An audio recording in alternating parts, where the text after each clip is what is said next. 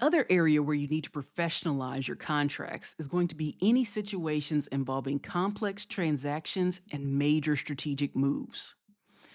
Involving legal counsel as early as possible when planning significant, non standard transactions. Your business attorney needs to be there to perform the necessary due diligence, to structure the deal to be tax efficient and legally sound, and strategically position you for negotiations. So, what do I mean when I'm talking about high stakes transactions? I'm talking about any time that you're buying or selling a business, or even just getting a substantial chunk of assets from another business. Anytime you're purchasing or leasing real estate, whenever you're forming a strategic partnership or strategic joint venture with somebody else, and we'll talk about more about that in just a moment, bringing in outside investors, whether it's equity or debt financing, and intellectual property licensing. Whenever you're granting or acquiring rights to use proprietary technology, content, or trademarks, those IP licensing deals are way more complicated than most people think. The complexity of these types of contracts, which often involves multiple parties, sometimes intricate financing, long term obligations, all of this means that the sooner you get your legal team engaged, the better we can prepare for what might be protracted negotiations, the better we can help you identify some of the hidden risk in the deal, and ultimately help you protect your long term interests. Now, let's talk about those strategic partnerships, whether they're joint ventures or collaborations.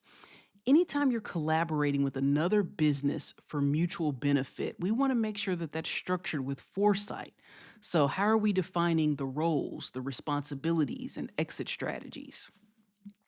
These arrangements are often structured in one of two primary ways. The most common one that I see working with small businesses is more of your contractual joint venture.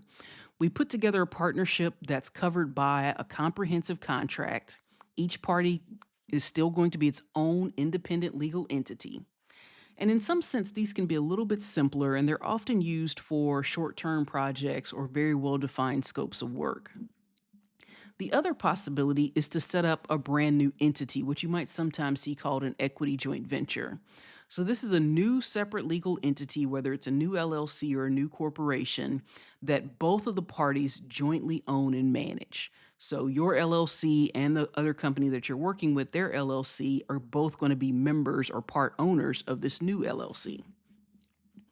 For long term, complex partnerships that involve shared investment, separate operations, significant exposure, those are the situations where we might look at actually establishing a separate entity to house this joint venture.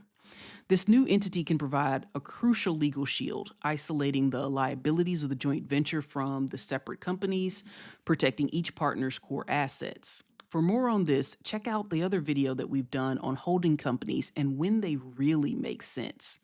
There, I dive into using a separate entity to isolate some of the business liabilities from other entities. Regardless of the structure, the agreement must clearly outline governance. So, how are we making decisions? Capital contributions. What is everybody putting into this new partnership?